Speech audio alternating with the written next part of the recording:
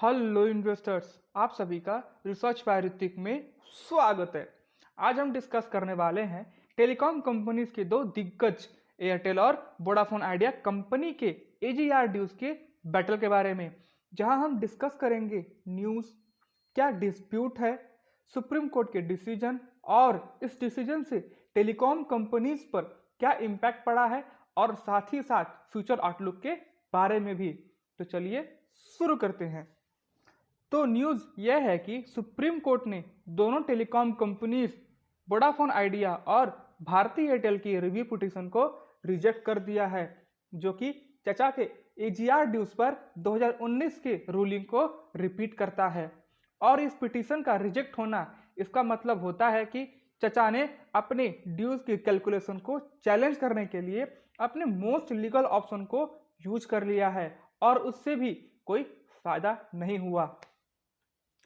अभी आप लोगों ने एक वर्ड सुना होगा और आपके मन में एक क्वेश्चन जरूर आ रहा होगा कि ये एजीआर वर्ड क्या है और इसका मतलब क्या होता है।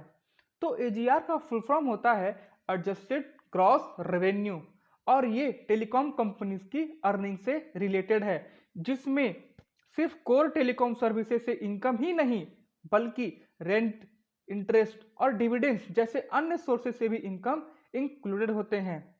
और गवर्नमेंट एजीआर का यूज फीस और लीव्स कैलकुलेट करने के लिए करती है, जो टेलीकॉम कंपनीज कॉन्ट्रैक्ट के तहत देती है। तो यह था एजीआर का फुल फॉर्म और उसका मतलब। लेकिन आपके मन में फिर से एक दोबारा क्वेश्चन जरूर आ रहा होगा कि सुप्रीम कोर्ट के साथ आखिर कंपनीज का क्या डिस्प्यूट था या फिर क्या रीजन था जिसमें एयरटेल और वोडाफोन कंपनी के चचा ने केस फाइल किया था। तो टेलीकॉम कंपनीज ने डिपार्टमेंट ऑफ टेलीकम्युनिकेशन द्वारा एजीआर ड्यूज की कैलकुलेशन में एरर का आरोप लगाया है और कंपनीज का कहना था कि रेवेन्यू आइटम्स जो इंक्लूडेड नहीं होने चाहिए थे, डिपार्टमेंट ऑफ टेलीकम्युनिकेशन ने उससे भी शामिल किया है, जिससे पैसे की डिमांड बढ़ गई है। अगर एग्जाम्पल के थ्रू समझे तो वोडाफोन आइडिया ने क्लेम किया है कि डिपार्टमेंट ऑफ टेलीकम्युनिकेशन का 58,000 करोड़ का ड्यूज का कैलकुलेशन गलत है और उनकी एक्चुअल लायबिलिटी जो है सिर्फ 14,000 करोड़ ही होती है।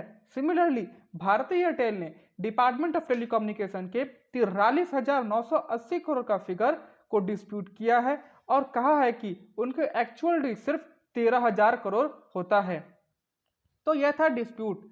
अब इसमें सुप्रीम कोर्ट का एक बड़ा फैसला आया है, जिसमें फरवरी 2025 में कोर्ट ने चचा की पिटीशन को रिजेक्ट कर दिया है, जिसमें एजीआर यानी कि एडजस्टेड ग्रॉस रेवेन्यू की कैलकुलेशन पर सवाल उठाया गया था और कोर्ट ने कहा है कि वो अपने पुराने डिसीजन को रिकंसिडर नहीं करेंगे।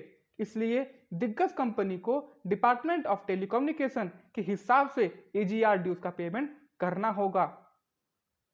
तो फिर इस डिसीजन से टेलीकॉम सेक्टर पर काफी असर पड़ा है, क्योंकि कंपनीज को अब गवर्नमेंट को काफी पैसा देना होगा, जिससे कुछ कंपनीज के लिए ये फाइनेंशियल बर्डन बहुत हैवी हो सकता है और इससे उनके फ्यूचर प्लान्स और इन्वेस्टमेंट पर भी असर पड़ सकता है।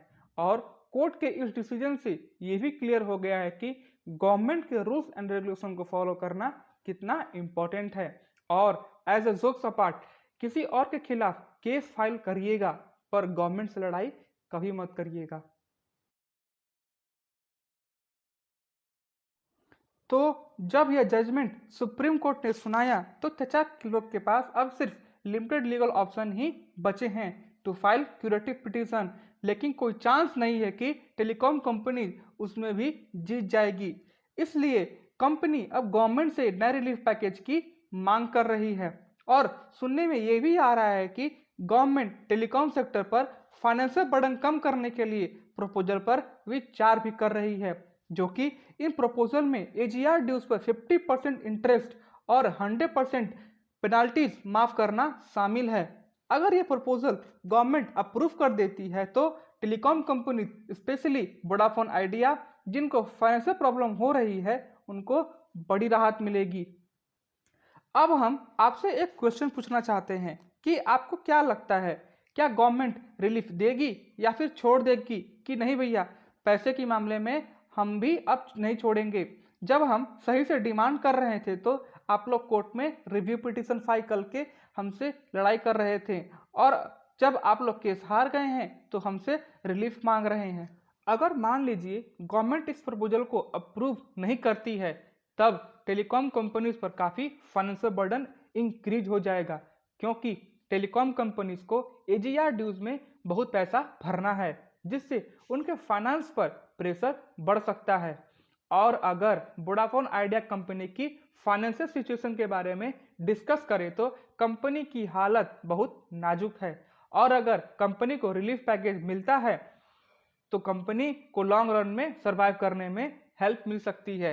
नहीं तो लॉन्ग रन में मार्केट में एग्जिट करने के लिए कंपनी के पास इंडस्ट्री मर्जर ही लास्ट ऑप्शन बचता है। अगर फाइनेंशियल प्रेशर की वजह से इंडस्ट्री में मर्जर होगा तो कंपटीशन कम हो जाएगा और बड़ी कंपनीज और स्ट्रांग हो जाएंगी, जिससे लॉस यह होगा कि कुछ कंपनीज ही मार्केट में एग्जिट करेंगी। तब मार्केट में कंपटीशन ही नहीं रहेगा और प्राइस पर कंपनी का मोनोपोली या फिर डुओपोली बनकर रहेगी, जिससे एट लास्ट कंज्यूमर को सेम सर्विसेज इन्फ्लेटेड प्राइस में बाय करना पड़ेगा, चाहे वो कंज्यूमर कोई भी हो, एक नॉर्मल पर्सन या फिर खुद गवर्नमेंट ही क्यों ना हो। ये था कुछ प्रपोजल के बारे में, और जब चचा लोग का मोह मोह हो गया तब चचा लोग गवर्नमेंट से डिमांड कर रहे हैं और चाह रहे हैं कि गवर्नमेंट इस पर विचार करे। लेकिन इस प्रपोजल पर गवर्नमेंट विचार करके अपना गाइडलाइंस निकालेगी तब का तब देखा जाएगा। लेकिन जब यह सुप्रीम कोर्ट के थ्रू पिटीशन रिजेक्ट करने की न्यूज़ मार्केट में पब्लिश हुआ और पता चला कि डिपार्टमेंट ऑफ टेलीकम्युनिकेशन के थ्रू डिमांड किए गए अमाउंट का पेमेंट करना है, तब उसके बाद वोडाफोन आइडिया के शेयर में गिरावट देखी गई और भारतीय एयरटेल के शेयर में लगभग स्टेबिलिटी देखी गई है, जिससे यह पता चलता है कि स्टॉक मार्केट ने पहले से ही अनुमान लगा लिया था कि टेलीकॉम कंपनीज के लिए सिचुएशन टफ हो सकता है। और मार्केट एक्सपर्ट्स का भी कहना है कि ये पॉसिबिलिटी पहले से ही फैक्टर थी, इसलिए वोडाफोन आइडिया के शेयर में कमी आई है। लेकिन दिग्गज भारतीय एयरटेल कंपनी ने खुद को संभाल लिया है। स्टॉक मार्केट में इस तरह की सिचुएशन और अदर रीजन के वजह से टेलीकॉम सेक्टर का फ्यूचर आउटलुक इंडिया में कई फैक्टर पर डिपेंड कर रहा है, जिससे कंपनी लॉन्ग रन में मार्केट में एग्जिट करे, जैसे कि गवर्नमेंट का रिलीफ पैकेज पे फाइनल डिसीजन, कंपनी की डेप्ट मैनेज करने की एबिलिटी और इकोनॉमी की overall health. Telecom companies government के साथ इंगेज रहने की उम्मीद है ताकि उन्हें और सपोर्ट और एजीआर इशू पर क्लैरिटी मिल सके। अगर आपको ये न्यूज़ अच्छी और इंफॉर्मेटिव लगी हो तो हमारे चैनल को सब्सक्राइब, वीडियो को लाइक शेयर जरूर करें, जिससे आपको इस तरह के इंफॉर्मेटिव अपडेटेड न्यूज़ सबसे पहले मिले, जिससे आपको डिसीजन लेना इजी हो। Thank you for watching research by Hrithik. Next update के साथ अगले वीडियो में आपसे फिर मिलेंगे।